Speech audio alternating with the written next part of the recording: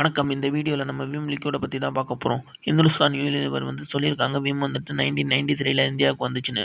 Vim product எப்படி விளம்பரப்படுத்துகிறாங்கன்னு பார்த்தீங்கன்னா, அதில் 100 எலுமிச்சைகளின் சக்தி இருக்குதுன்னு சொல்லி விளம்பரப்படுத்துகிறாங்க. இதில் என்னென்ன ரசாயன பொருட்கள்லாம் கலந்துருக்காங்கன்னு பார்க்கலாம். சோடியம் லாஸ், டைசோடியம் எட்டா, SLES, செறிவூட்டப்பட்ட எலுமிச்சை சாறு CI19140, டெட்ராசைன் CI42051, காஸ்மெட்டிக் கலரண்ட் ஆகிய ரசாயன பொருட்களை உபயோகப்படுத்தியுள்ளார்கள். இதில் மனித உடலுக்கு எந்தெந்த ரசாயனங்கள் பாதிப்புகளை ஏற்படுத்தும் என்று பார்க்கலாம். சோடியம் லாஸ் கண் மற்றும் தோல் எரிச்சல்களை ஏற்படுத்தும், காலப்போக்கில் கண் பார்வை இழக்க நேரிடும்.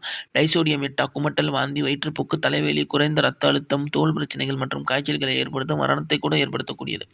SLES தோல் மற்றும் நுரையீரல்களை பாதிக்கும். இது ஆய்வக விலங்குகளில் புற்றுநோயை ஏற்படுத்துவதாகவும் அறியப்பட்டுள்ளது. இதுபோன்ற ரசாயன பொருட்களை மனிதர்கள் உபயோகப்படுத்துவதால் மனிதனின் ஆயுள் காலம் குறைகிறது. இனிமேல் விம் லிக்விட் உபயோகப்படுத்தணுமா